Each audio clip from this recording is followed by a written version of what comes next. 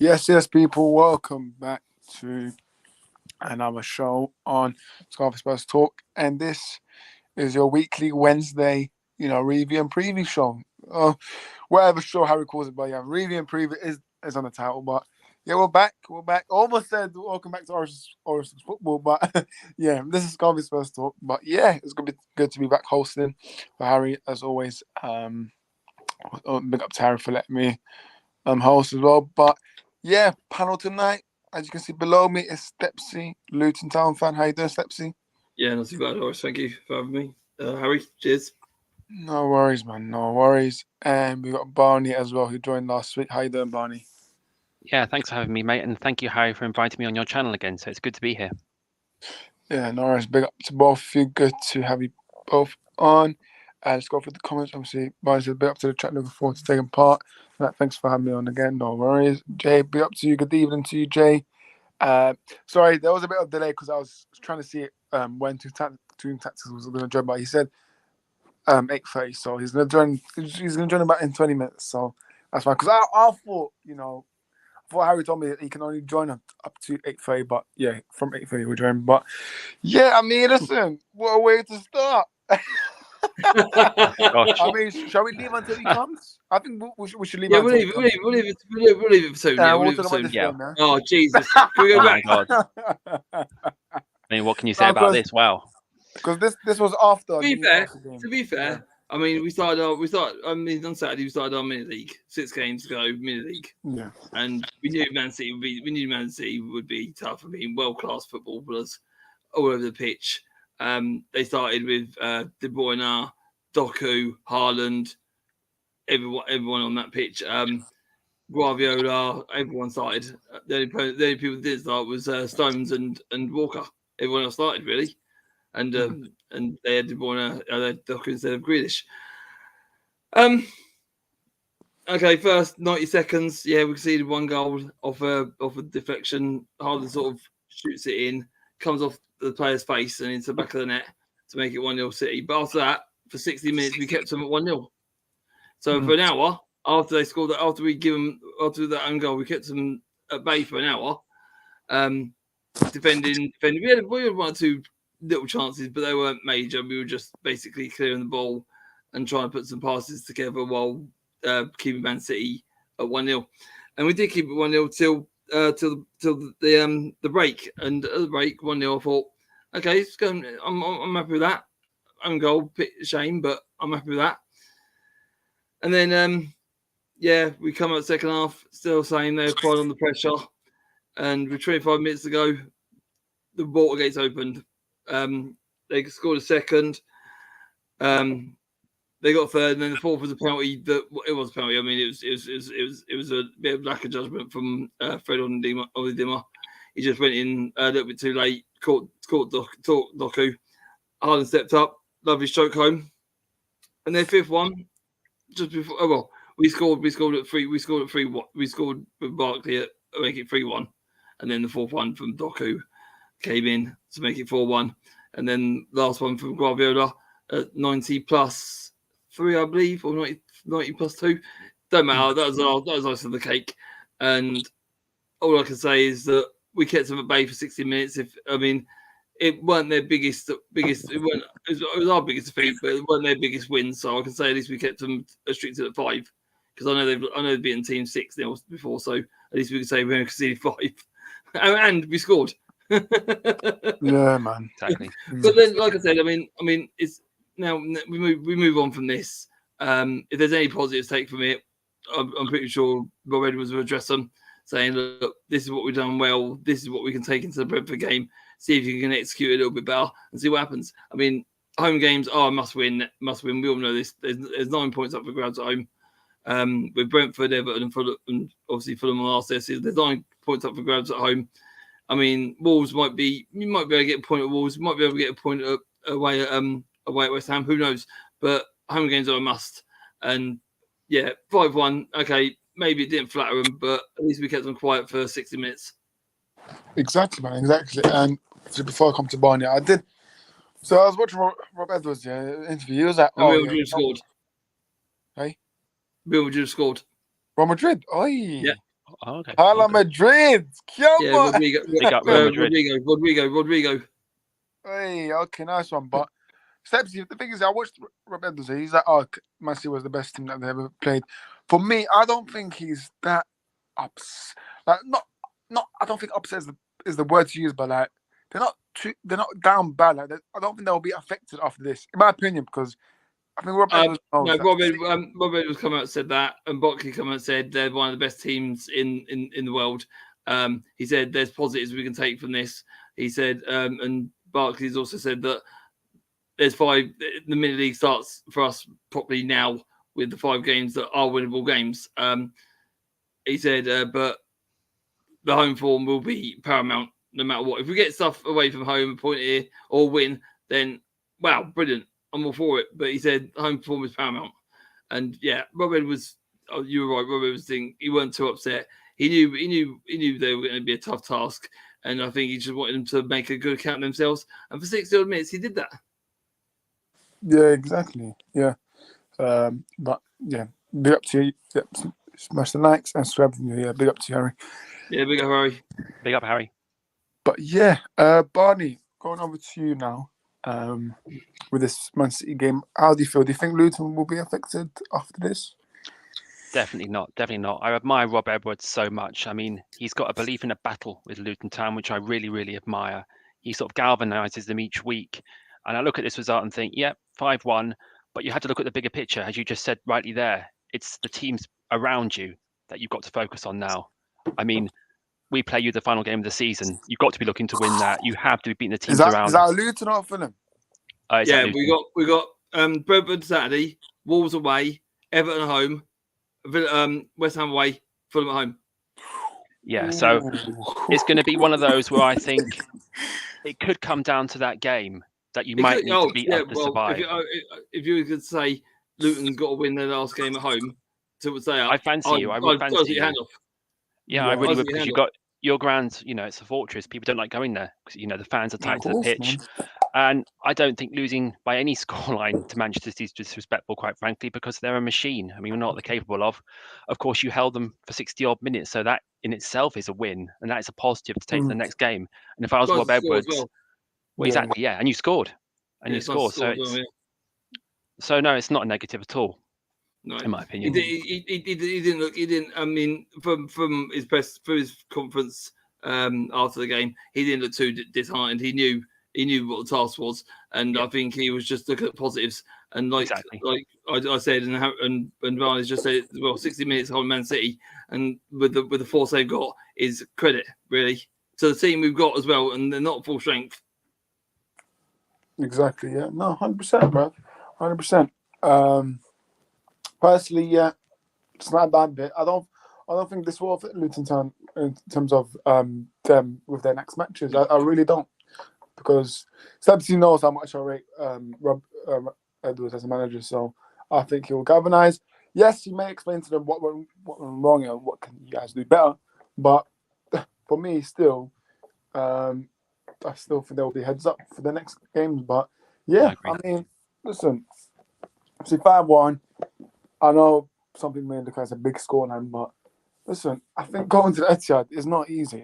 It's really not. So we had a game plan to try and restrict them, and we've done the job for 60 minutes. It's just that their quality shone through. Doku, Haaland, De Bruyne, anyone else you can name in that midfield that was there. I mean, it does give you a little bit of a perspective of our scores cost 30 million. Their score cost 590 million. I mean, exactly, man, exactly. But what can you say to? I mean, yeah, what can you say to that? But we'll see. Obviously, we'll get onto the Luton Brentford game after we've obviously reviewed. But Bournemouth 2, Manchester United 2. This was a 5:30 kickoff.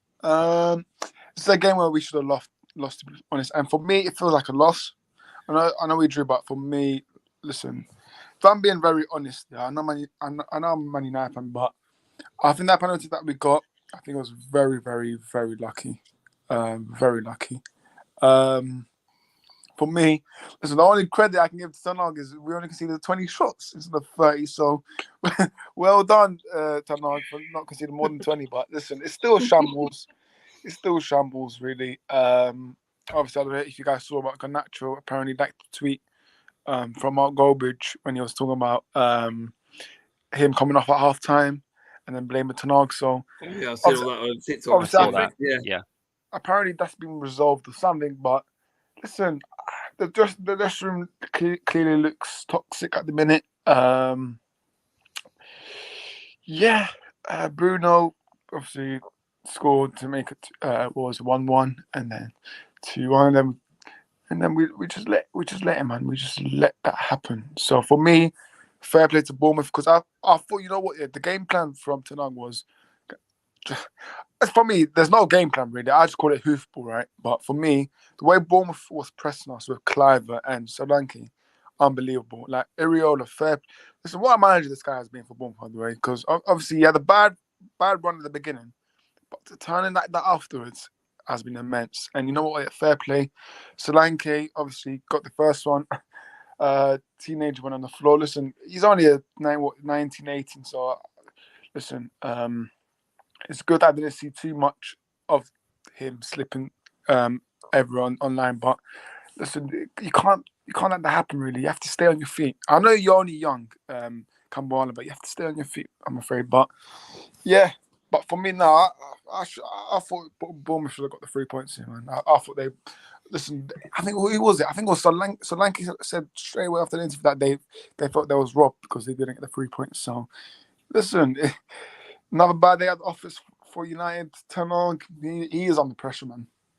This Huge guy, pressure. we're talking about Pochettino, right? But Ten Hag really is under pressure because I think they Brailsford out so whatever he does, I think he's with Ratcliffe. Yeah, he goes to he's been attending to every United matches apparently. So, and apparently there was a meeting this week with De Zerbi to replace Ten Hag. So, for me, listen, I get the issues with there's two sides the way United fans are.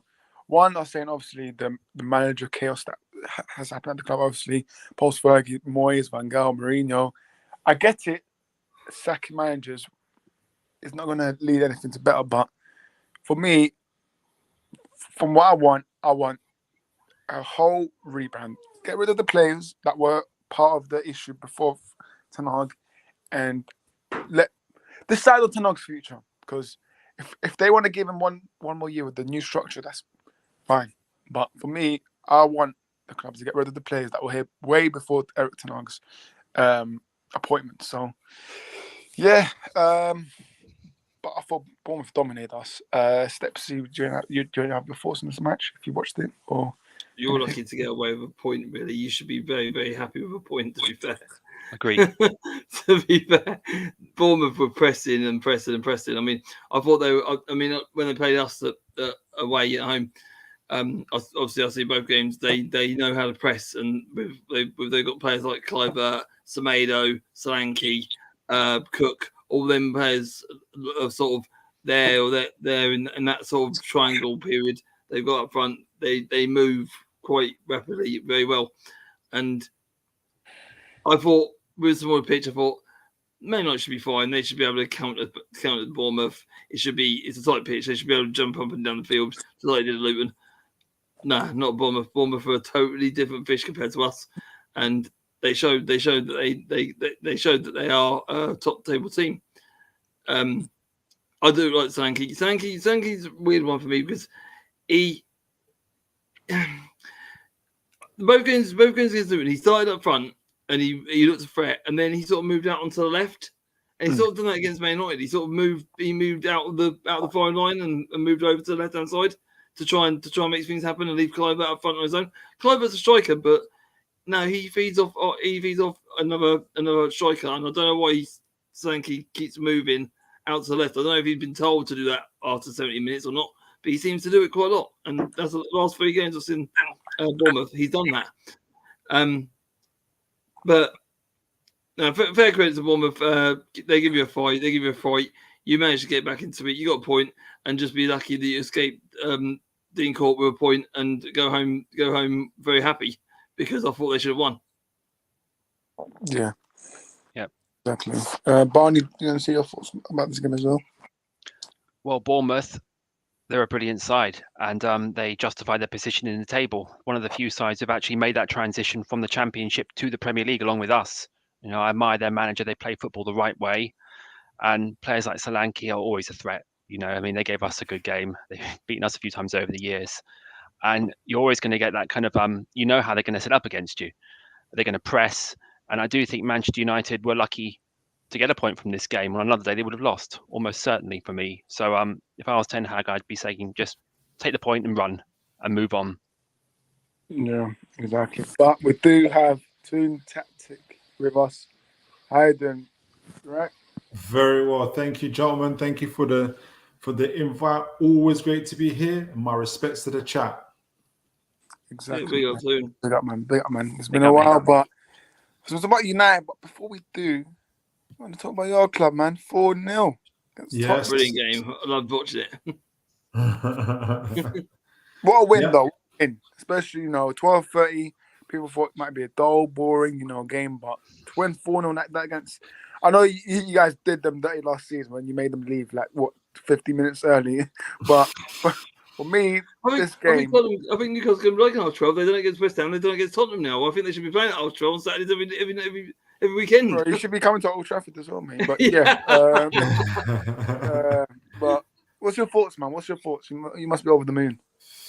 No, absolutely. I mean, look, real honest, going into the game, Tottenham were favourites. We've got half of our team missing, but they're also a good team. They've got good players. No matter the result, they've got good players on them, and they had guys on the bench. I mean, even against Nottingham Forest, where the first half Spurs weren't doing too good, they just substituted both their midfielders and put on two other decent midfielders in Højbjerg and Bentancur. That wasn't a bad thing, and they methodically broke them down and beat them. And so I wasn't going into this game. I came into this game knowing that Spurs were favourites. I did a pre-match preview, and I think the main point of the game I thought was going to be crucial was what would happen down the flanks. So Spurs are very good at overloading the flanks, either Porro going in himself or kind of overlapping. I forgot who's on his side. It's not Werner. Werner's on the other side. Brendan Johnson. Getting to the bylines and doing the cutbacks. That's where they're very, very deadly and very, very good. And I just thought to myself, if we can somehow stop that, one way was to do that was ensuring that either either the left back or the right back, but also the midfielders in front of them, just delayed them and slowed them down and waited for them and got reinforcements, and rather than kept them away from the byline and got them to pass the ball across rather than go to the byline. That just slows everything down. And apart from a few times, we stopped them from doing that. And then I thought what would happen is the same thing, similarish thing that happened against Man City, where we played about 10, 15 yards back, and we're able to stop them going down the flank. And we just got, as soon as we stopped them doing that or limited them, we got the ball off to Bruno, and Bruno got the ball off to our main outlets, which was Gordon and Isak. And I thought if you got them one-on-one or two-on-two in your defenders, it's going to be a long, long day. And the difference in that game to this game is that Man City had a guy called De Bruyne coming off the bench to change the game, whereas Tottenham don't have one. And I thought if there was any path to victory for Newcastle, it was a very narrow one. Whereas for Spurs, it was obviously, like I said, they're favourites. And so that sort of ended up happening. The only one other thing I'd say, and I was a little bit more surprised that I actually underestimated Isak, funny enough, because I thought even on a one-on-one with Van der Ven's got the pace. And he does, but Van der Ven's very square on. He's a very square on kind of defender, rather than, if the defender's coming to you, he's like this rather than being like that and being ready to maneuver and run. Exactly. And that's why you've seen him fall over so many times. And so it's the pace and trickery of both Gordon, Barnes, but these guys are big guys. If you compare them to Werner, if you compare them to Brennan Johnson, even Brennan Johnson looks like a smooth guy. Like, he's just very small and slight. Our guys are big, and if you see any of the chances that we created, I mean, the first one or the second one, I think Gordon just barged Udogie off the ball. He just barged him off the ball and got it. And so I spoke for a long time. Udogie's like a tank. He's got some muscle in him, and Gordon just made him look silly. Yeah. So look, it was a narrow path to victory that we had, but it worked out, and it was a fantastic day. The crowd got right behind them. Fantastic game. To all the credit to the players and credit to the crowd. Credit to to Eddie Howe. Yeah, great win. Yeah, 100%. Yeah, fantastic win. You know, I think I was actually, because it's good that we've got a Fulham fan on. Sorry, sir, I can't see your name on the thing, but Barney, mate. Barney, because Fulham was a really good test for us. You guys passed the ball so quickly to your flanks. Like the first 30, 40 minutes of that game, you guys totally overrun us. Yeah, you totally know, dominant. and you popped it so quick. That guy Tosin, what a defender! Fantastic. He was on the end of every ball. I tell you what, I will miss him because he's out of contract at the end of this season, and there's talk of him going. We want him. We want him. I know, and Spurs want him as well. We want him. After that game, I think I know where he might want to go. that was the problem. That game, we had all the chances. All the chances, just the cutting edge, isn't it? So that game prepared us for Spurs, because we just thought we can't let guys through the byline like that again, and it worked out. It worked out. 100%. Listen, fair play, man. Listen, Eddie Howe deserves credit for this, because the injuries and the suspensions he guys have still managed to beat Tottenham 4-0. That fair play. Yeah. Yes, fantastic. Flipping. Listen, that was funny, man. That was funny. But listen, that happened to my old son's back, by the way. But yeah, I don't know, good win for Newcastle. But I was worried for Newcastle at some points because Burns is very, very, very slow, and I was thinking if Johnson gets behind him or someone gets behind him, they're gonna have fun against Barnes. But Barnes on Saturday, he actually held his own, so I was actually quite impressed, because he has been skinned quite a few times by quite a few skillful players. He was left centre back. He was left centre back on this game. Is it usually right? It was Kraft next to him, so all Kraft had to do wasn't necessarily tackle Brennan, but just delay him, just limit him, and force him to pass it right wide. And that's just what happened.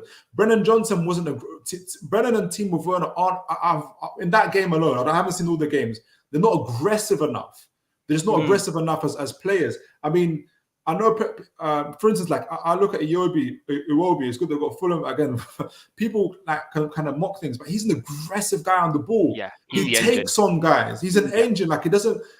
You know, that's why he frightened us so much. Like, he really, really causes damage. Brennan Johnson for all his pace, Timo Werner for his pace, he isn't aggressive enough. You know, there's more than just running past the guy. I agree with that, Brennan Johnson. He's quick, but he hasn't got the end product yet. Yeah. If he had the end product, he'd be very, very, very, very scary. But Iwobi can cut in and score, so that's the difference. But I do worry about Dan Burn at times, though, because he isn't the fastest. And there are some people in that league that will skin him alive. But you're fine on Saturday. I mean, they didn't even trouble you. They didn't even look like it was going to score. They could play 100 minutes, 200 minutes, and Tottenham didn't look like scoring. Yeah. Every time you went forward, there was always a threat that you could score more. Yeah, those boys are hungry. They were hungry. You were. Isak was on it. He's just something else, mate. He really is. I love Son. Don't get me wrong, but I hate seeing him striking. I think it's striker. Oh, you're a bit distorted. Sorry. Your sound's a bit. Can you hear me now? Yes. Yeah. As I was saying, I love Sonia, but I hate seeing him playing striker. You know, I prefer him on the left wing. So agreed. Well, part of their key. Funny enough, Richarlison wasn't playing, to my relief. I know people I think Richarlison, to your relief, he's a very good battering ram. He doesn't have to score he allows Son to go on the left or on the right. Yeah. This time, Son has to do everything. I think Ange's got him. Ange's got him playing where he wants to play him. Yeah. He found a place for Richarlison where Richarlison can thrive. Yeah. I mean, there's a few players that want Richarlison to play up front, play on the wing, play here and there. But Ange Poglu's think for the middle. You know what? He's their Kai Havertz. There's one place for Richarlison. I'm going to play him here. He's their Kai Havertz. I'm telling you, they beat us. They beat us. It's a strange one because I mean, when Arsenal played Villa, they tinkered it. It looked wrong, but when Havertz plays up front, he looks good. It was all right up there.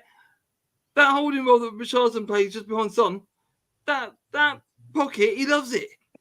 And he can move around in there. He can score from there. Bissouma looking like McTominay. What's going on?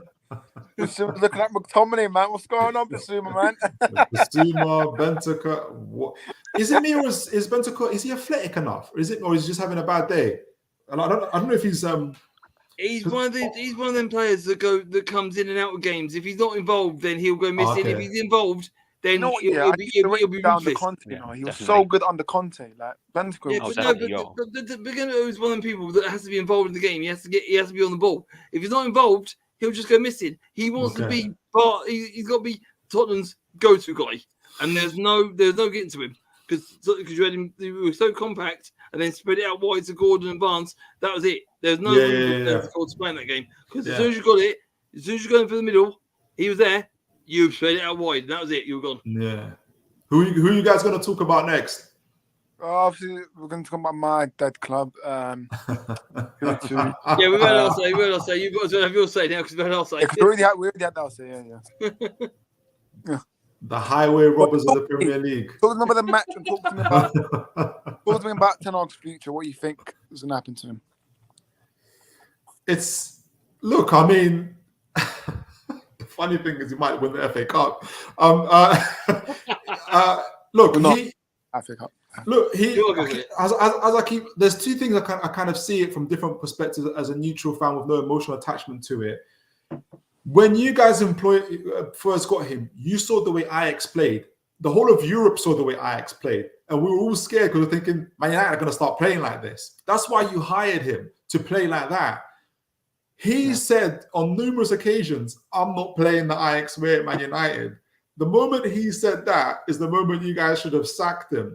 That's like going to the fishmongers and the guy giving you baked bread. You said, I've come here for fish and he's giving you baked bread. You should have sacked him. At the same time, I hear from Man United fans is that obviously the structure, the club, the players, he's almost in survival mode that he can't play that he wants to play. And really since last year, where you guys finished third, got a League Cup, where you're thinking, okay, it might work, you want to progress. Since last year and then into this year, you're thinking, okay, you can kind of see it. But the problem is he's brought in between 8 to 10, 10 to 11, you let me know, of his own players. I'm like, my friend, you've got your own players in there now. Play the Ajax way, please. And he's refused to do it. And now you see this, people talk about their midfield overrunning. I think in the last few months, we realized that it's not that there's a lack of structure. This is the way he wants to play. Like a big donut, like a hole in it. Forwards, about 5-6 forwards up front, 4 defenders at the back, and a big hole in the middle. And it's making, I think it made Bournemouth look like prime Inter Milan or something. I don't know what it was going on there. And it's just not working. So in terms of sacking Ten Hag, I think even if he wins the FA Cup or all these things, because he's refused to play what he was in the way that you want him to play, which was the Ajax way at the time, you have to sack him. You have to sack him. And or at least he would. I think he would resign. I think he'll do it in the gentleman way, resign and leave. My worry for you lot, and I know this wasn't the question. I'm sorry I overran. You've got Southgate. You've got Southgate and others. Love it. I'll tell you what. I'm going to say this now. If Man United sign Southgate, Orest will not be doing this show anymore. He'll close every platform down, and he'll be gone. He'll be gone. Yeah. You know what's funny? I saw a picture. Apparently we've had contact with the Zerbi, but listen, the thing is, you know what annoys me with this De Zerbi guy? I don't know if that's just to calm you guys down. Yeah, but there's one interview he did for Brighton. He said he's not here for trophies. He said to play good football. I'm sorry, but imagine coming to United and saying that. By the way, that is he won't say that in United. He won't say that in United. It's hard. He said that at Brighton. That's the context. It'd be a good appointment because he knows the Premier League, right? Well, yeah. But you're going from Brighton to Man United. It's a big jump. But why not though? I like no, that. No. Don't get me wrong. But managers are there to go from one club to another and progress, right? Yeah. They're meant to go from say from us to step up and then step up. But I don't think De Zerbi's done quite enough to warrant a Man United job yet, because that Brighton is this season been very inconsistent, and they've changed their keeper around every other game. They've shuffled the midfield a bit. I'm not sure if he's got. That leads me to the question for Orest as the Man United fan, because you make a good point there. I don't think Man United in this rebuild are looking for your elite of the elite managers just yet. I think you're getting your foundation building manager rather than the guy that takes you to the, because I think you've come to a point of clarity, as we say. You realized we've had 10 years, 5-6 different managers, 20 different systems, players still from 10 years ago together with players from 8 years ago together with players from 6 years ago. It's too much. We need someone just to come in, bring in a philosophy that we want. They may or may not be the person that takes us to the top, but what they will be is the person that sets the foundation for it. And that's going to require patience for you guys. But I think it's a real rebuild for you guys. That's fine. But you say about building a foundation, getting a manager that builds a foundation, then when another manager comes in, it unsettles that foundation because you built it around one manager. Not if it's the same philosophy. And puts his own stamp on it. Not if they got the same philosophy and they just take it to the next level. You understand what I'm saying? It's got to be the same sort of manager, then, isn't it? Can they do that? Yeah. Sorry? Can they do that? Could they get clubs? Brighton do it all the time. Man City do it all the time. You just get the next level, but the same philosophy, and that grows. That's that. A successfully run club, a well-structured, a well-run club. That's what they do. So, like for instance, Tottenham failed because they went from a front pressing, high pressing Pochettino to a counter-attacking park your bus Mourinho. And they've been struggling for their identity all this time, and now they've gone back to it with Ange, and even the fans forgot what that football was like. These are growing pains. They're like, change the system, because for the last 5 years they've been programmed to defend. Guys, Tottenham fans, this is you. There are a few managers that I don't like that big egos, like the Mourinho. It has a big ego, and going to a place like Man United with big ego isn't right. You need to be more level-headed and know the system that Man United want you to play. I mean, you can play your own system, but when you've got big ego, because you've done it at Porto, well done fucking playing at Porto, and then come to Man United, it's a little bit different.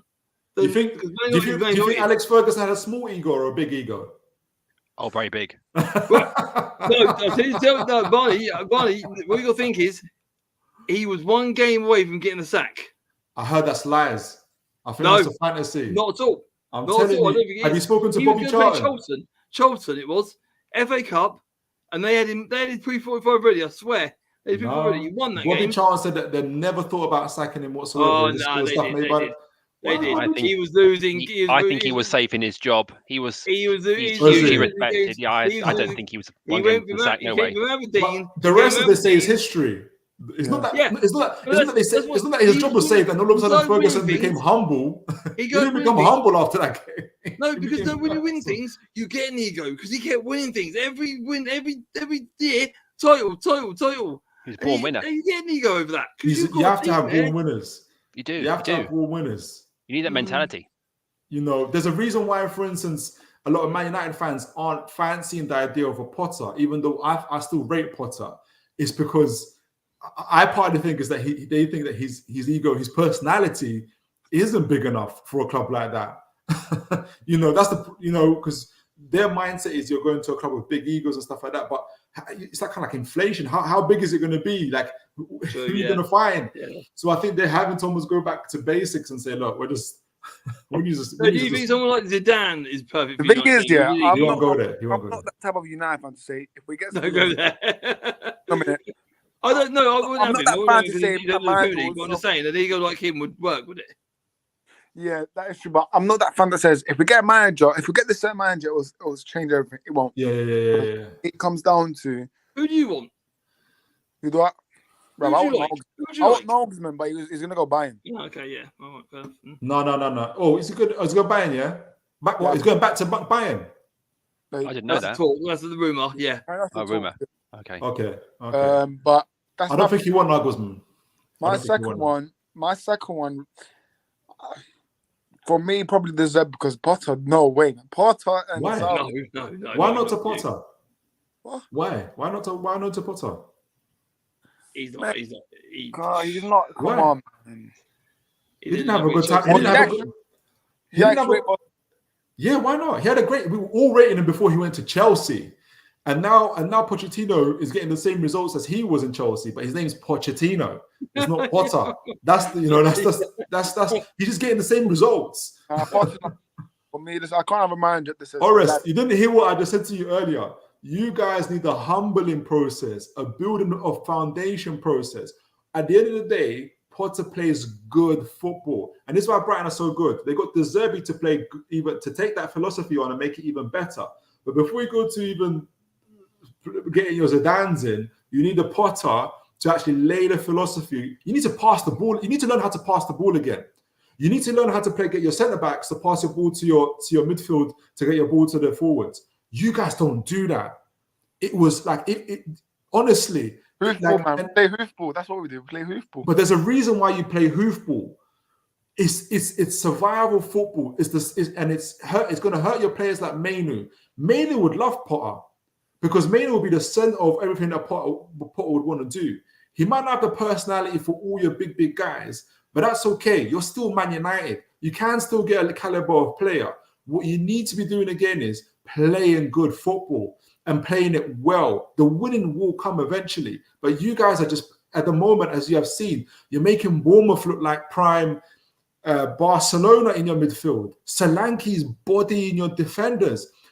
And it's disheartening to watch because you got players of Maine's caliber, a possible generational talent, and they're getting absolutely swarmed in their midfield.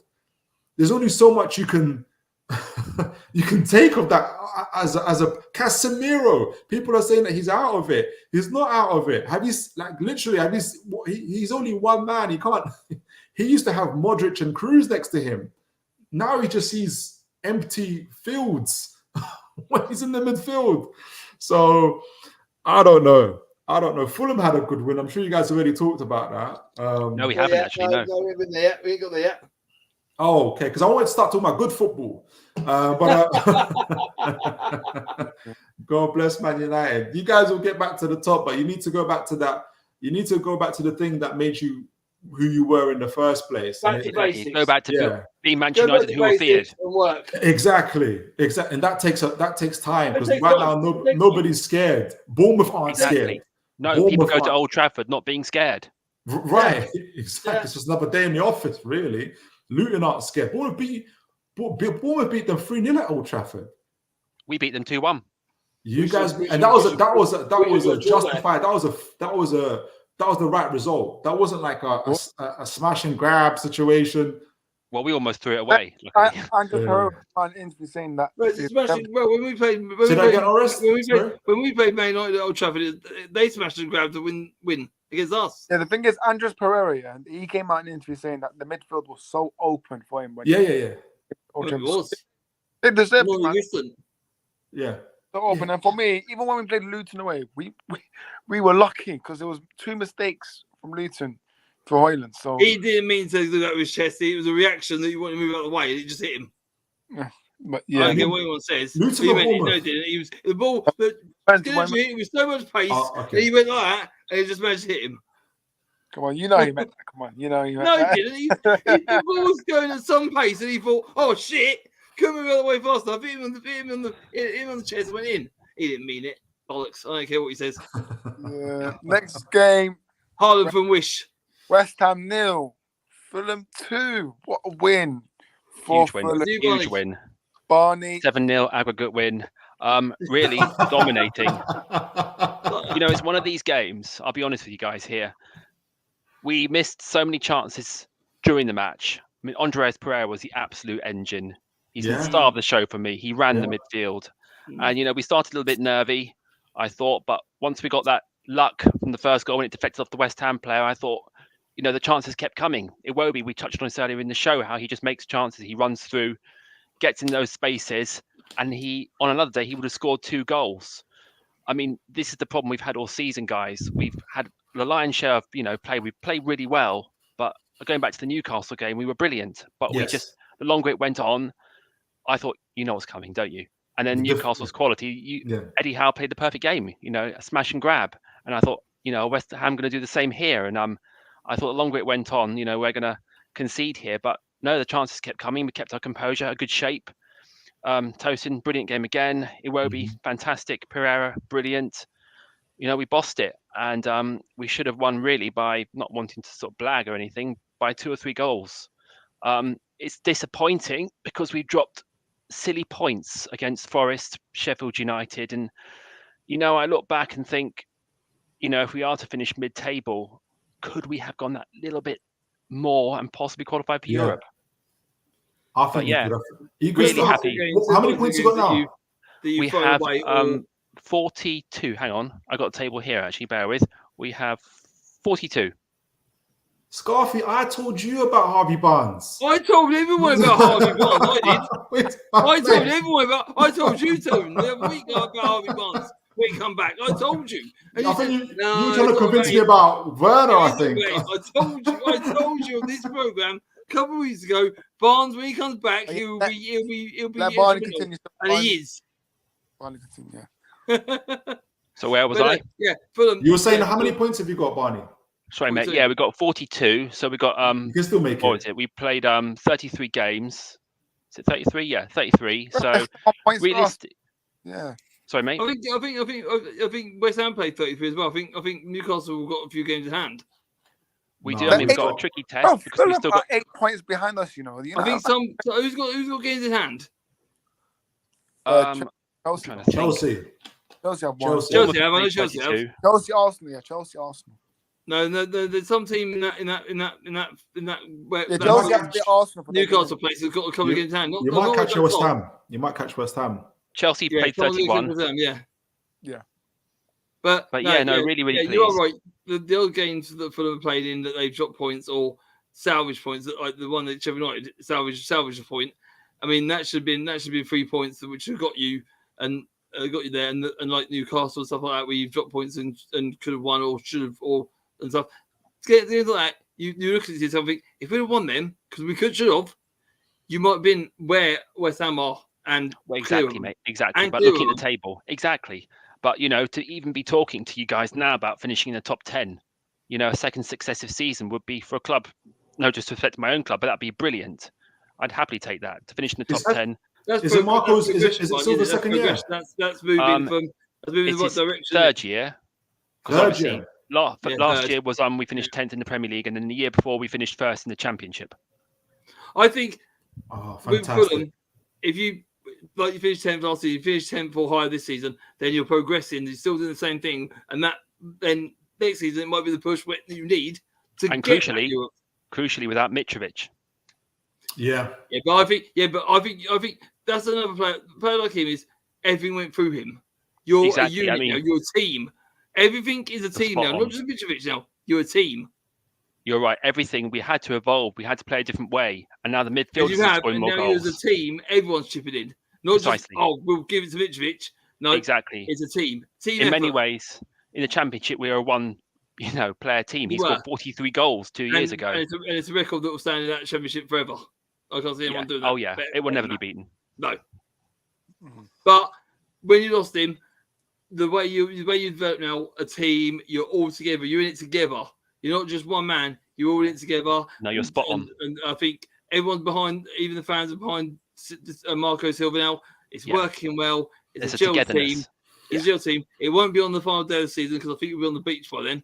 So I'm hoping. But no, to be honest, it's working well. It's working well. To be honest, we have a team spirit. You're right. We've not got a team full of world stars. I know that, but we've got a team that works and they play for each other. Exactly. You don't need it. You don't need it. Exactly. We've got world stars players. Well, yeah, we know that. We know that. Like Barkley, but he's had one outstanding season. But you don't need world stars if you've got a team that plays together and works. And a good tactician, good coaching it staff. Works. It does. If you're gelled, if your club is a unit community, you do things together, you eat together, you go out together, like Luton do, Brentford do it, Fulham do it, all work, all teams together. Then it works on the field together. It does. I see it so often. You trust everyone. Yeah. Nah, listen, my club might have to try to snap up your. Oh, you've got a long way to go to get your club looking straight. My wingers can't create; they can't take on the man. So, well, Anthony, I don't know. He had a fantastic game though against. You guys had the story that Fulham. Yeah, no, go on, Orest. No, I don't change the topic, but yeah, Fulham, fantastic man, fantastic win for Fulham. Like, was Paqueta playing? Paqueta, yeah, he was playing. Yeah. Oh, okay. Yeah, he must not be at the races. Austin might be coming to United. Let's see what happens. Who's coming to Man United? Who? We'll see. Who's coming to Man United? Not Paqueta, mate. He's got Man City. You need to pay that Dan Ashworth money first, like if we start talking about players. Yeah, 10 million in his house. Right. Are you after Patino then? Patino, are you after then? Is it Patino? Paqueta's West Ham, Patino is Fulham, yeah? Sorry, say again. You broke up there. Oh, Paulino. Is Paqueta West Ham and Patino is Fulham? Paulino is Fulham. Yeah. Paulino is West Ham. Fulham, yeah. Sorry, Fulham, yeah. Paqueta is West Ham. Yeah. I'll get there eventually. Yeah, Stepsy was. Oh yeah, really sent off what's in this game, but Fulham, brilliant win, man. Like, yeah, West Ham win. I've always rated Mark Silva as a coach, and I thought he's a brilliant. Yeah. Coach-wise, he's brilliant. Like even Jose Mourinho talked about him, about him being a very good coach. So listen, some people might not like Jose Mourinho, but for me, he's up there for me, Jose Mourinho. But Mark Silva, brilliant tactician. Listen. If it wasn't for that lucky Bruno goal that we scored at Fulham's place, then wow. Well, that's been your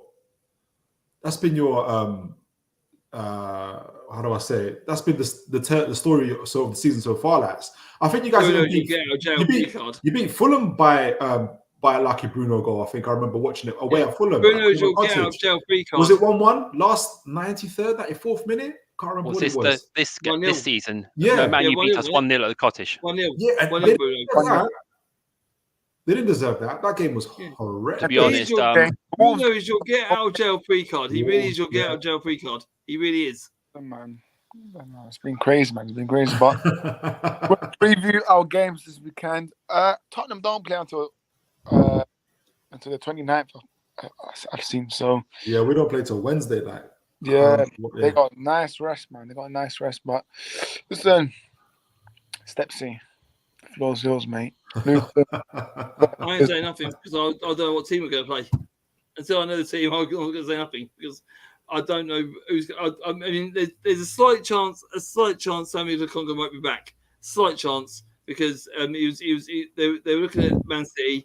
It went a little bit back then, and now they look at this game that one or two players might be back. We don't know who they're going to be. I'm pretty sure Mendy will be back because I know he didn't play on Saturday. So because he battled his heart out against Bournemouth, and when he went down twice, and he said he was in pain after that game, and he battled through it. I think he just needed to recuperate, get his bearings back, and be in for this massive game on Saturday. So what was the last score?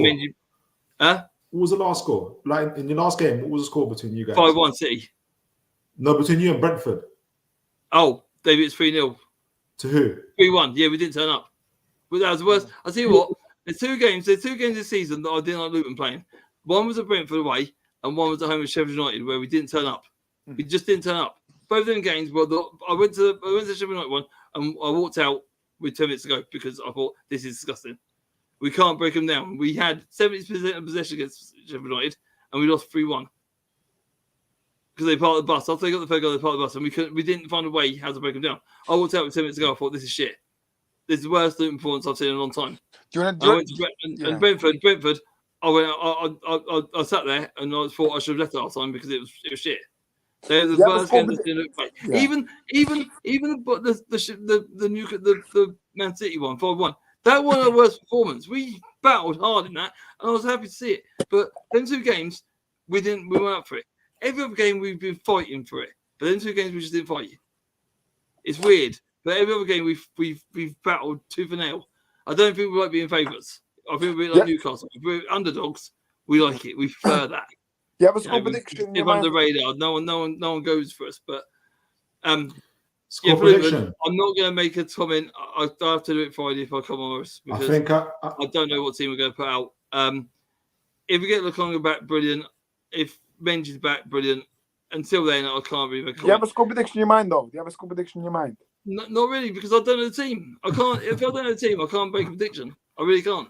Fair enough. You're not going to be good for these match preview shows, mate. You have to. It's fucking Wednesday. Dude, it's fucking Wednesday.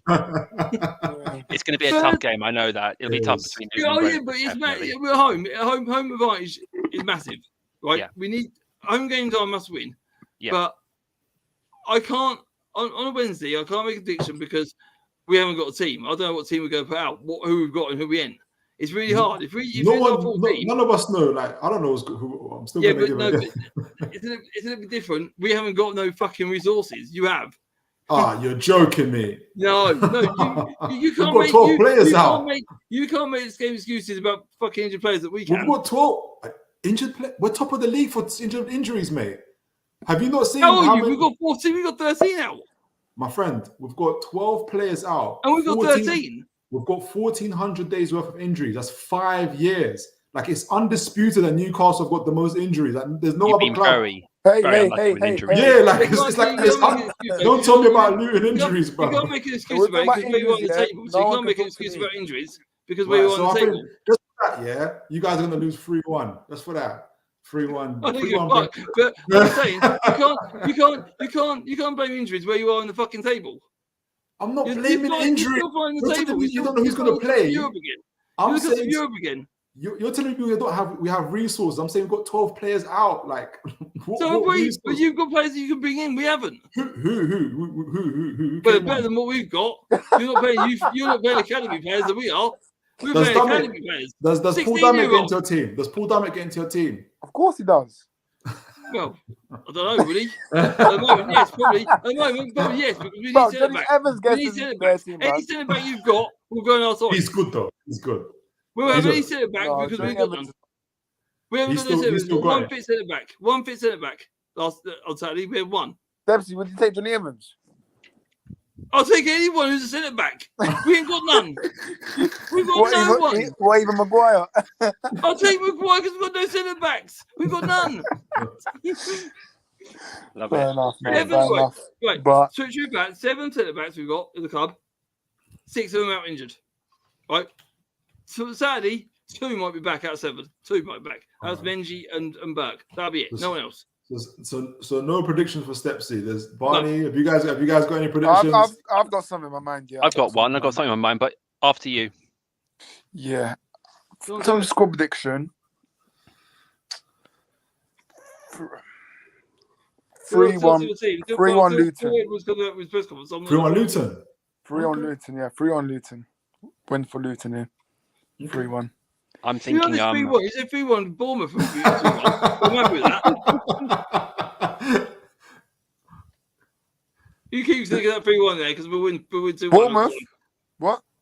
When you said Luton will beat Bournemouth 3-1, right. When I said 2-1, you can keep going 3-1 Luton because I think we'll win 2-1 all the time. Just to... I said 2-1 Luton. I said 2-1 Luton against Bournemouth. You said 3-1.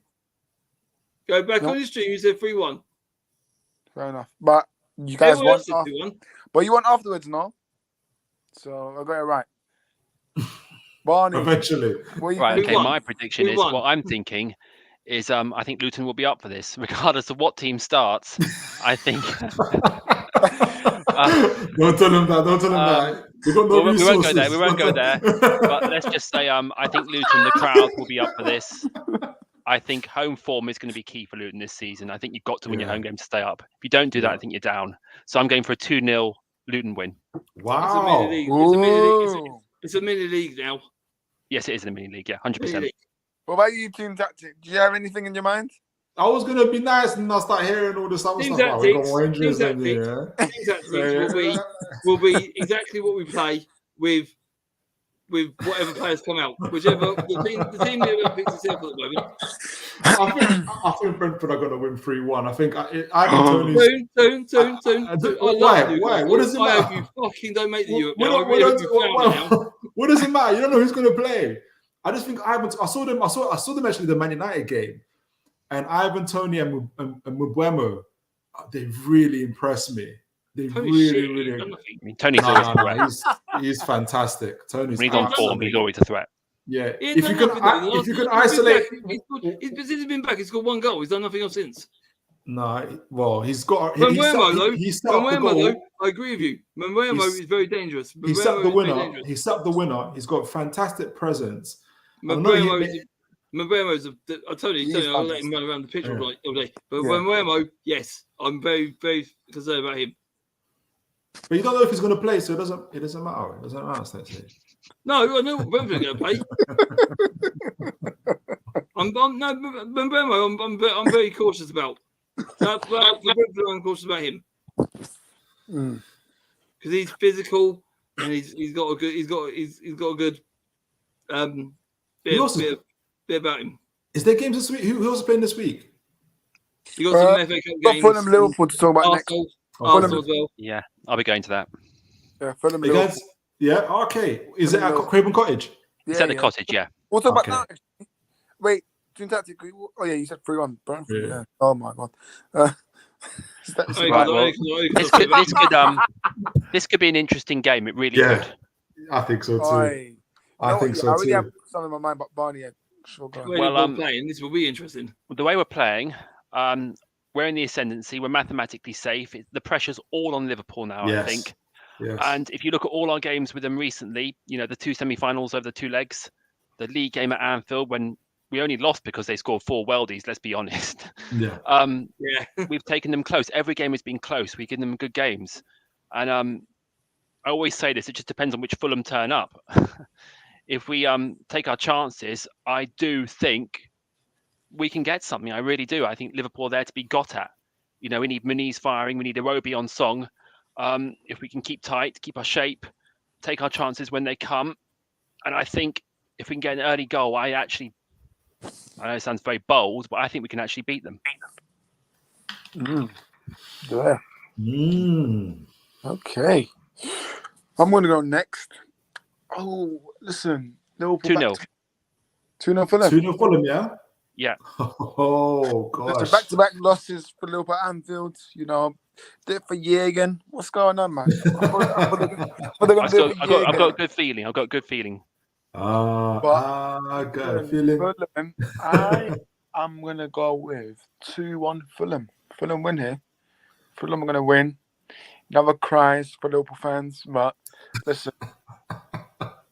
Liverpool, man, they're slipping up, man. Jürgen, man. Hey, if they end their parade with a Carabao Cup, that is embarrassing. But the tour parade, we're going to have the minibus, a little energy drink on top. So, yeah. But listen, man, Liverpool Football Club, it's all in your hands. But yeah, 2-1 Fulham, man. There's a Fulham win incoming for my head. Toon Tactics, what do you think? Yeah, I think we're basing a lot of it obviously on the Palace game in terms of our predictions because Liverpool look really tired, look lethargic. But Palace also very good team under that guy Glasner. They did a 5-4-1 when they were out of possession and they went into a 3-4-3 in possession. That transition, I saw them play against Man City, and to play like that takes a different type of a stamina and energy. And so they lost their energy against Man City because Man City are Man City. They probe, they pass. Liverpool aren't as good as that, but Palace are getting used to it, that kind of way of playing and getting fit. I'm happy that Palace are playing that way because I think every team reflects their manager. And God bless Roy Hodgson, but he's very old and very tired and very cautious. And that's how Palace used to play. Now they've got a very front foot playing, pressing manager.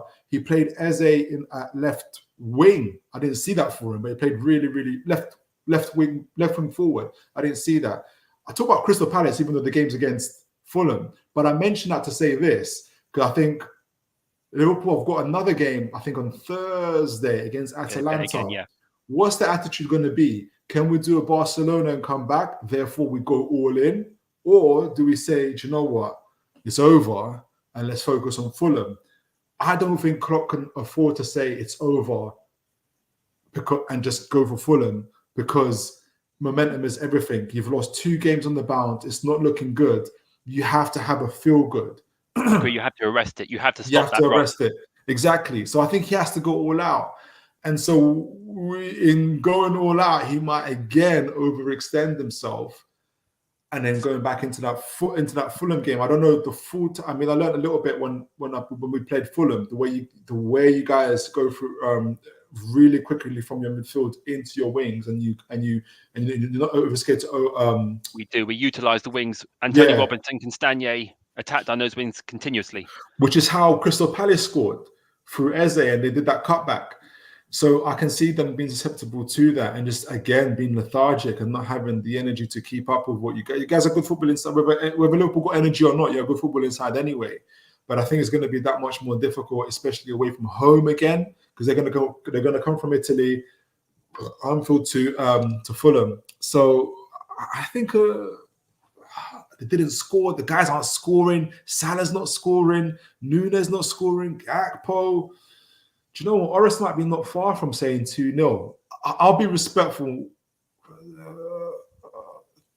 2-1. 2-1 Fulham. It's realistic, yeah? Take it. Fair enough, man. So, copycat of my prediction then, yeah? No, you said 2-0, which I thought. 2-1. Barney said 2-0. I said 2-0. Yeah. You said 2-0. Okay. All right.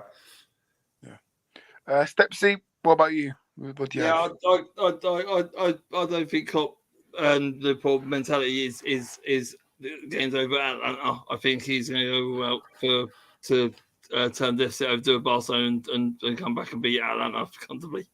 I think he'll want a European Cup to go out with, as well as fighting for the Premiership. But that him going all out against Atlanta will put the pressure on him going to Fulham, and Fulham will be fresh. They'll have a week's training. Know that Liverpool have played more games than them, and I'm going with Barney. I'm going 2-0 Fulham. 2-0 Fulham. Wow. Jeez, I think they'll be Atlanta, but they'll take that will take so much out of them that Fulham will be just. I don't think they'll be Pickens. I don't think they'll be Atlanta. I think we'll be up for this. I think we'll be up for this game. Yeah, Fulham will be up for it. Oh yeah, we'll absolutely be up for it. Nah, yeah, I don't think they beat Atalanta. Not for me. But you never know, Stepsy. You never know what injuries they'll have in it, injuries and that. But yeah, more games. Yeah, it's more games. It's more games. You're starting again. You're taking us back. Liverpool got injured, no. Luis Diaz. No. Well, Liverpool should be against Atlanta. Liverpool should be against Atlanta in the first place. They played a few blooming fringe players. They didn't play the full strength. So that's they were full strength. How they were full strength? Well, they weren't, because I watched them. They weren't full strength at all. Not against Atlanta. They brought players on when they went through the down. They brought the big guns on, but by then the damage was done. Okay. Fair enough, man. Okay, so we've got one last game, because remember we're only our clubs. We do play Netflix Cup, and that is Coventry City. Look, this could be interesting. This could be an interesting game. I'm going to be so honest. So I've been telling all my United mates I work here. They basically said to me, "What's your thoughts? What's your thoughts on Coventry?" Listen, before I get to my prediction, obviously, I saw today that Harry Maguire is available for Sunday, so that's good news for Coventry. In terms of that, we should have everyone, but not everyone back. But Martin is still injured. Varane injured. These players are still injured, man. If we want to talk about injuries, the United is up there, man. Like, I think we've had 60. Don't go there. Stepsy. 64 separate cases of illnesses and injuries. So, listen, that's been reported this season from Man United. Luton have had 75. How are you talking to them? We got like 6. Yeah, but look, man. In terms of lineup, the team is 3 players that play Luton footsie. In terms of lineup, I don't want to see Rashford starting. To be honest, if Rashford starts, wow, really? Nah, man, he hasn't been up for it, man. In recent games, yeah. Okay. Not for me. But if he does start, I won't be surprised. In terms of midfield, keep the same for me. Castle remaining, no need to change it. And then, when it comes to attack, for me, if I was the manager, it would be what happened, Stepsy? Grealish header, just clear off the line. Oh, okay, fair enough. Hopefully, Real Madrid keep it like that. Right wing, Anthony, Højlund, and Garnacho. So Rashford drops for me, but I wouldn't mind if I'm in the other starts. But everyone's starting to rate Anthony now. He's starting to. It's not about rating Anthony. I think Rashford is not playing well. It's just performances. Well. I think Anthony's performances. Rashford didn't play well since Christmas. Yeah, so for me, score prediction. I'm sorry, but you guys can laugh. I'm an honest guy. I've been saying this to United mates. 2-1 Coventry. You talking at your ass, man. You're getting knocked out. Do you say you're getting knocked out? Yeah, no chance. 2-1 Coventry. No. No. You're just trying to keep humble. You don't want to. You don't need that. No, I'm not doing. This is what I've been telling my United friends. I swear, I've got a preview this Saturday on my own channel, but I'm going to keep it the same. I'm not changing. I'm keeping it the same. It might not be 2-1, but I think we're losing. It might be penalties or extra time, but we're losing to Coventry. Guys, bold prediction. We are horrible. We are horrible. You've been getting away with it, like it's Barney. I don't know. What do you reckon? FA Cup games, you never know. I mean, Coventry, I know it's a very different thing, but they still have an outside chance of making the playoffs, don't they, in the Championship? And they're a good side. They really are. They've given us close games over the years when we played them, and they're well drilled by their manager. And you can never really predict a cup game. So I get where you're coming from with why you think you might get knocked out. I think it'll be a close game. I think it will go to extra time, but I do think Manchester United will just shade it 2-1. 2-1 Manchester United. Fair enough. I have a funny feeling that just we expect Man United to be awful. I'm going to say 4-0 Man United. And 4-0 Man United. I think it's going to be 4-0 Man United. And a part of the reason I think well, a part of me thinks the players are going to say enough of this, playing a crop circle in the middle of the midfield. We're gonna play in midfield. And I think you just got too many guys you got too many world beaters there. I don't think Coventry will take it lightly. I think they'll surprise you in the elements here and there, but you still have enough about you to hurt teams. And I think once you get that first goal, maybe that second goal, the floodgates will open. Coventry will have to come at you, overextend, and then you start playing that transition football, which you're still very good at. And so I'm going to say 4-0 Man United. 4-0 Man United. That's okay. Fair enough. 4 goals. The last time we scored 4 goals. But yeah, let's see. Yeah, like I said, I think Coventry got a slim chance of making the playoffs. So they lost a couple of games. They lost to Cardiff, lost to Preston. So they've got a very slim chance of making the playoffs now. But they've still got a chance. I like Man United against smaller clubs because they do tend to sort of play a little bit more fluid and against lesser opponents they have a bit more about them, and they tend to play football a bit better. I think Coventry will score, but I think you'll be outside by then. So I think Man United are going to take it by the scruff of the neck. They'll want to get to the final. I don't like semi-finals being played at Wembley. I think it's a farce. It should be played at Old Trafford or at Villa Park like in the old days. But St. James it's at Wembley Park. And it's not going to change. I don't see it. It should be the showpiece, but that's a story for another time. But no, I think you'll be outside by then. I think they'll get 1 for as consolation, but I see this one being Man United 3, Coventry 1. Fair enough. Orest is not impressed by this. He's not impressed by anything. He isn't. He's like, don't tell me this. No, 3-1. You lot shit. You don't know what you're talking about. No, I would never say that. But listen, we're just crap. You think it. Crap. But listen, if we was to go to the final, I need Chelsea. I want Chelsea. Now I need Chelsea to do it. But that game will be beautiful. actually, let's get on to it. That'd be a good final. That would be a beautiful game, honestly. Oh, put it just. Chelsea Man City. Wait, Chelsea Man City. Do you guys reckon Man City will go through? Oh, yeah. Yes. If they lose this, especially if they lose this, they're going to be if they lose this, they're going to be angry. There's about 32 minutes, 33 minutes to go in this game. If they lose this, they'll be going out for that FA Cup. They'll be angry, man. They'll be going shit hole. Pep will be smashing doors and bottles and stuff. They'll be going. If they lose this, they'll be going gung ho for that FA Cup. Down straight. Yeah. No treble. Thank goodness for that. A double treble. Good. Hopefully not Premier League. Gracious. Hopefully not Premier League as well. Oh, they win the Premier League. I can't see them lose another game in the Premier League. I can't. I just can't. Brighton or Tottenham. They have this mentality with 7 games to go. They don't lose a game with 7 games to go. They always get stronger towards the end of the season anyway. Yeah, you're right. They just don't. But I see what you're saying, but it's that a lot of the fans, like from Arsenal and Liverpool, like have thrown in the towel. I can't. I don't understand that.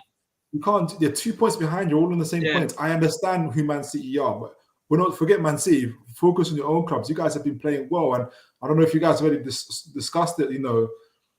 I've seen Arsenal fans leaving after 10 minutes, fire drill settings. Like that was the first game you lost at home all season, and you guys just abandoned them like that. Look, if you buy a ticket, you buy a ticket. You can do what you can do. What, but still, like it's their first loss. Like back your team. It's your ticket. Do what you want. Leave after 5 minutes. Stay after 95, however long you can. I just think when you're talking about. This is what people are talking about heritage. It's not a made-up thing. I'm beginning to believe that because when fans, I keep on saying, like, for instance, Liverpool fans, when they play Barcelona and they were 4-0 down in the first aggregate, they didn't give up on them. The team. That's why to now we're still saying they could be Atalanta, but that doesn't come from nowhere, And I think if I'm an Arsenal player, I'm thinking, mate. We've scored the most goals, we've conceded the least, we've got some of the best centre-backs, we've played some of the best football that's been seen in Europe so far. We've lost one. We've lost this game. We've lost one since the turn of the year. Yeah. How is it you've just left. You've just left. You've just abandoned us type of thing. Bayern Munich scored. Are they? 5 minutes scored. So anyway, look, you do what you want with your ticket. I just think if you're going to win, it's more than just I personally think it's more than just tactics and technique and skills on the field. All those things matter, but it's all the intangibles, the fans, the belief, the things that people see and don't see, how a player feels. That come. It all links. It all links up. Yeah, you're right. It all links up. True. And I think, Barney, you guys are going into the Liverpool game, and there's a reason why you've got to believe. I don't think you're the only Fulham fans, but even neutral fans like us were thinking you could do it. I totally believe. I do because we've got that kind of team spirit. I think zero pressure. I think Barney speaks for quite a majority of Fulham fans. They've got the belief in them that they can do this. Yeah, I do believe. Honestly, I don't go into this game with doubt. I mean, I'm not a negative fan. I mean, a lot of your fans when you go into games don't look negative. I mean, I've seen like podcasts where people do interviews outside the ground, and all Fulham fans seem quite upbeat. I mean, I don't speak for everyone, but I'm thankful for where we are. We're a stable Premier League club, mid-table. Give me that every season for a club like us. It's massive. Yeah. And that's the attitude that's going to seep into the field. Whereas, for instance, in Liverpool's case, they're going to be chasing this game. It's going to be a lot of pressure. That's all sort of, you always do anything can you do in life, whether you're a teacher, a nurse, a footballer. If you can do it in a relaxed, you're relaxed within yourself. You're calm within yourself. You're always going to do a better job than the person that's stressed. That's in any profession. Some people thrive off stress, though, but. You are right though. More relaxed, you are going to do a better job. But people do thrive off stress. It's that kind of fight or flight feeling. It makes you focused, so that can help too. Yeah. At the moment, it's not helping Liverpool. The guys can't score. Like there's a reason. There's a reason for that. There's been games. I think when they beat Bournemouth, was it 8-0, 9-0? Do you think Liverpool were feeling, it was a sunny day? Do you think the players were feeling stressed on that day? Nah, they were calm. All I'll do is flip the coin that some people do thrive off stress. Some people do. I'm not saying all players. I'm just saying it is better, calm environment, more relaxed, chilled, players being better. But some people do like that little bit of pressure. But not everyone. It's not for everyone, no. Yeah. Not for everyone. Just say if you do like that little bit of pressure. They thrive with it. I think, like, for instance, Mourinho loves the pressure. Like, it's some say that mental siege, everybody's against us. I get that. I think I'm talking about a different type of, I'm talking about like a stress. I think when I watched the Liverpool game against Crystal Palace, I don't think there's a pressure to win, but I think they're stressed. That's why they're tired. They're lethargic for a reason. Do you know what I mean? Like, stress is using more energy as well, isn't it? Stress is an energy as well. So it's sleeping energy by being stressed. Exactly. So it's working against them. So yeah. Yeah. Exactly. 100%. But yeah, let me see. People on Twitter are saying Haaland's playing at Andy Carrollton. Oh my goodness me. Yeah, he's not having a good game. And he's still in my FPL. Yeah. Great to take him out. But we're gonna wrap up here. Not the weekend though, so well, yeah. I'm gonna wrap up here because that's been all the game. Well, not all the games, but our games that we've discussed. Interesting predictions, especially from my team. Listen, if we lose and then we do a stream next week, I won't be here. I'm not available. Where can people find you, Stepsy? Big up to you. Yeah, obviously my channel's up and running now. I will get content out soon. Obviously Stepsy at YT, please subscribe. Also on Twitter or X, as Elon Musk calls it now, at StepsyBoy82, and on Instagram StepsyBoy. Or drop me a DM if you want my Microsoft ID, and we can play some games. Big up to you, Stepsy. Toon Tactics. Big up to thanks you. for me again, Harry. Where can we find you? Big up to you guys at the panel. Big up to the chat. Thank you so much again for guys listening in and all the comments that you guys are sending in. You guys can find me on Toon Tactics TV, us on YouTube, on X, on Instagram, and on TikTok. I send about one or two videos a week, match previews, as well as all things to do, as well as just like general kind of week reviews for all things Newcastle United. And so guys, tune in, sign in, and until next time, guys, take care and God bless. Big up. Barney, big up to you. Big up, mate. Yeah, you can find me on Twitter, or X as it's called, on Ambrose Barnaby. Also, Barney FFC on Instagram and TikTok. Thank you, Harry, for having me on your show again. It's a really honour to be on here, and big up, guys. And it's great to sort of do this. Yeah, big up to you, Barney, man. Big up to you. Yeah, big up, Barney. Big up, man. Big up, Harry, for allowing me hosting these Wednesday shows. Good fun talking to these panelists, but yeah, should be fun. See what happens this weekend. Even tonight, right now, Champions League, so it should be fun. Like, 2 English teams are losing, so let's see if they can both pull it back. But if not, then that'll be nice. But for now, make sure you have subscribed to Scarface Sports Talk and my own channel, Orest Football, which I think we're like 7 away from 500 now. Fantastic. Brilliant. Let's get there soon. So yeah, I stream probably I have a stream this Friday, and Saturday I got a commentary preview with a United fan. So Saturday got a commentary preview. I want to keep the same energy like today. I can tell. Yeah. Listen, man, you got this weekend. If you guys win by more than 2 goals, you better send me a bottle of champagne. I'm legal, so we'll see. We'll see, man. But for now, we will see you soon. Peace.